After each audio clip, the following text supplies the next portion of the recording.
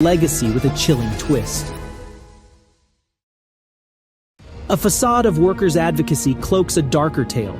Slashed wages, exploited labor, a dominion built on shaky ground. Unions crumble, lives vanish, industry titans clash. Yet a brighter strand emerges, a benefactor, channeling wealth into humanity's uplift. Libraries and schools bloom worldwide, pathways to hope. His prints reshaped commerce and molded a new America. During rivalries and alliances, an eerie symphony plays. Born in poverty's grip, his story's haunting overture.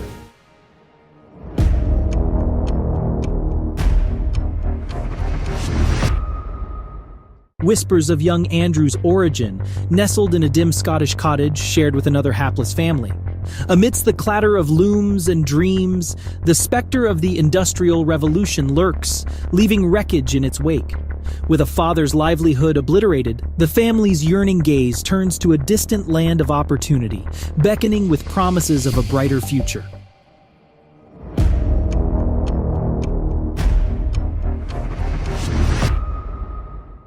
Parents grappling for stability, a youthful Andrew departs school for grueling labor, crafting a destiny with the sweat of his brow. A messenger boy atop two wheels becomes the harbinger of fortune, forging connections in the city's business labyrinth. Thomas Scott, a railroad emissary, discerns the ember of potential, fanning it into flames that engulf the path to success. Yet shadows loom. A father's eyes brimming with despair, a pledge etched in tears as Andrew swears opulence and solace for his kin. Andrew's march towards dominion echoes the rhythmic clang of steel, even as humanity fractures under the pressure.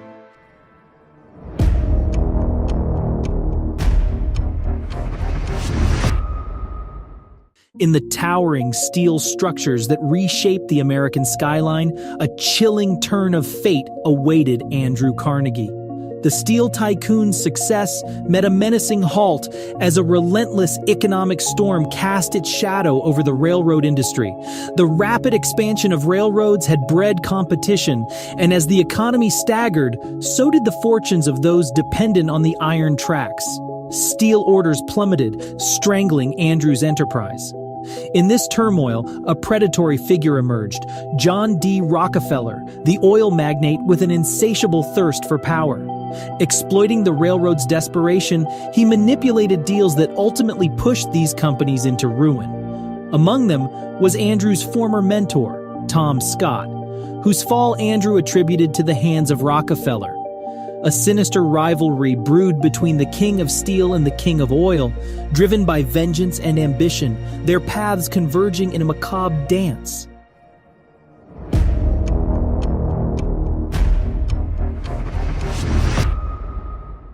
Henry Clay Frick, the embodiment of malevolence, entered Andrew Carnegie's realm. A sinister partnership blossomed, fueled by dark ambitions. Frick's cruelty fused with Carnegie's dominance, birthing a maleficent harmony. Frick navigated shadows. Carnegie pulled strings. Evil strategies thrived, weaponized falsehoods and deceit to crush rivals. Duquesne's steelworks crumbled, falsehoods choking competition. Condemned tactics became tools of dominance, veiled in darkness. Their malevolent pact brought devastation. South Fork fishing and hunting clubs' opulence birthed catastrophe, neglecting dam safety. Disaster struck, engulfing Johnstown. Carnegie's ties to Frick and the club stained his legacy, a looming shadow cast over his empire.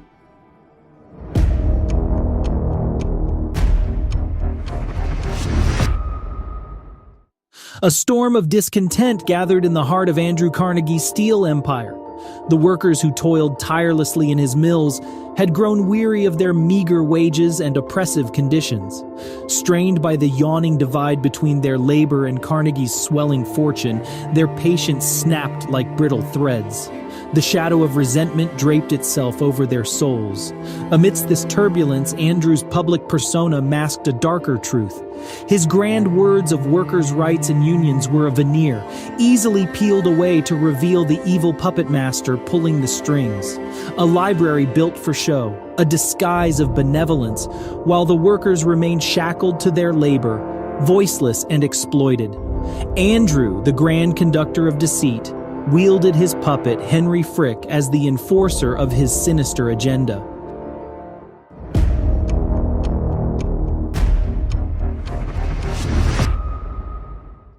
The workers united under the banner of the Amalgamated Association of Iron and Steel Workers, seeking fair wages and safer conditions. Yet Andrew's duplicity was palpable, a conflict of identities, a two-faced man standing on a precipice of contradiction. The climax arrived with a battle that transcended steel and iron. As Homestead's labor force stood resolute against Frick's iron fist, the darkness of their struggle deepened. The workers' pleas for better conditions and a union were met with Frick's ruthless counteroffer: a 22% wage cut and the destruction of their union. The discord escalated as Carnegie vanished into the shadows, leaving Frick to orchestrate his malicious symphony. But the workers were no longer blind to their oppression. Their unity was forged in the crucible of suffering, their determination unwavering. As Homestead's steel mill came to a grinding halt, the striking workers formed a barricade, a wall of defiance against Frick's mercenaries, the Pinkertons. Andrew's whispered encouragement to Frick lingered in the air, a ghostly reminder of the darkness that entwined them.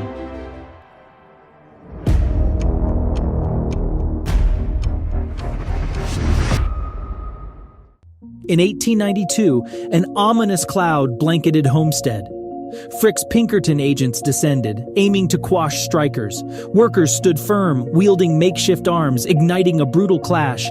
Gunpowder mingled with desperation as chaos painted the battlefield.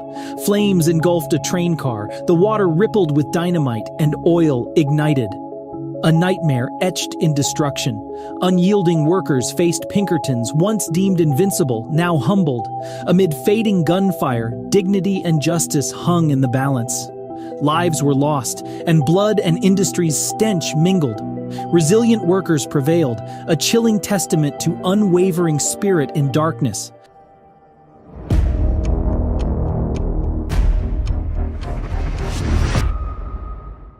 A chilling revelation cascaded through the land amid the chaos of Homestead's battle.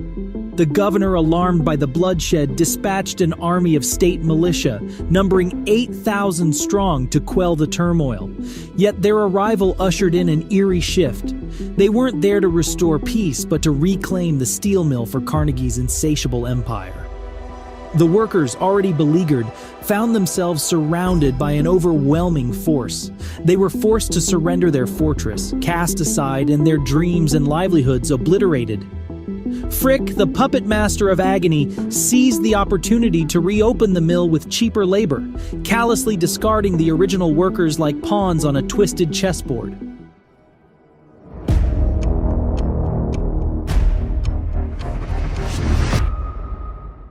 A new era dawned upon Homestead, but it was drenched in the haunting echoes of a bitter defeat. The workers, stripped of their unity and power, faced a grim reality. Their hopes shattered, their futures uncertain, and they were left with the acrid taste of betrayal. The mill that had once forged their dreams now churned out steel with the blood of their sacrifice.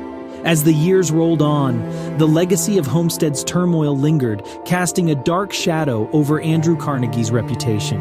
The facade of his benevolence lay in ruins, his image tainted by the stain of violence. The once vocal advocate of workers' rights stood exposed as a puppeteer of suffering, a master of duplicity. His retreat to Scotland, a futile attempt to escape the storm he had ignited, proved ineffective against the tide of public outrage.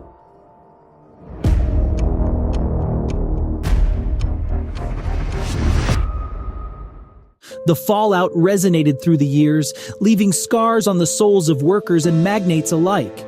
Torn between his ideals and his hunger for wealth, Andrew stood at the crossroads of his identity.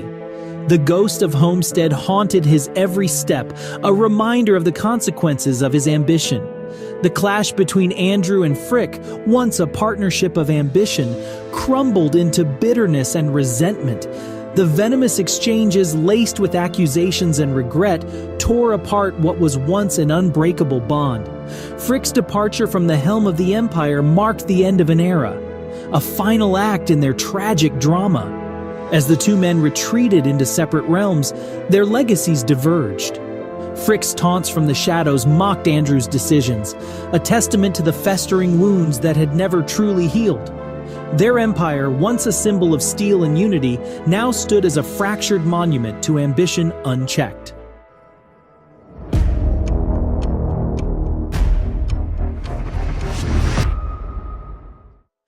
As the 20th century dawned, Andrew's steel mills surged despite the shadow of scandal. Amid his empire's rise, a new chapter unfolded, an unexpected tale of transformation. Approaching his twilight years, Andrew sought solace in familial moments, urged by his wife to shed the shackles of commerce and savor life's fleeting joys. With newfound openness, he entertained the notion of parting with his life's work. An enigma emerged in the form of John Pierpont Morgan, a financial titan who navigated the labyrinth of railroads and now cast a covetous gaze upon steel. His realm of influence grew through cunning mergers, amassing wealth while navigating a fractured industry. The prospect of acquiring Andrew's domain captivated Morgan, as he recognized that dominance lay not in competition, but in absorption.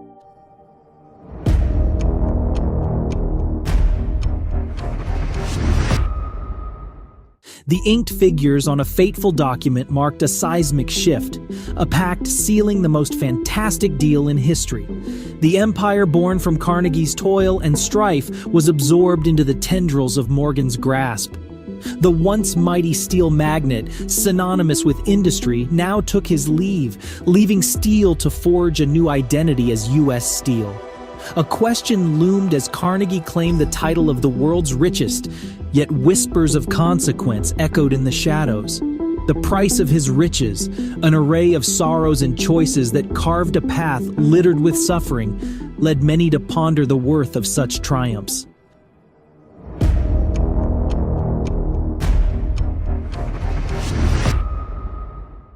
Amidst the enigma of Carnegie's legacy, the philanthropist emerged from the shadows, driven by a desire to amend the past's wrongs. Money flowed from his coffers to seed a forest of knowledge, with libraries and institutions as the saplings. His belief in education's transformative power fueled his crusade, creating an indelible mark on humanity. Yet behind this benevolence, a shrouded motive whispered, a conscience grappling with remorse, seeking redemption. Some saw his giving as an attempt to rewrite history, casting himself as the hero of his own story. Others viewed it as a duel with Rockefeller, a duel of benevolence masking competition.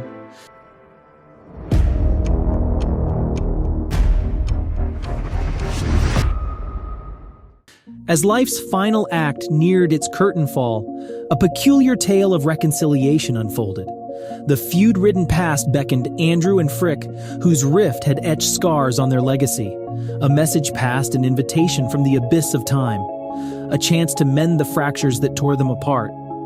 Frick's response, layered in bitterness and irony, resonated through the corridors of destiny, proclaiming that their feud endured even in death's realm. Thanks for joining us for the chilling tale of Andrew Carnegie. If you enjoyed this video, remember to subscribe and hit the bell icon for more captivating stories. Like, share, and stay tuned.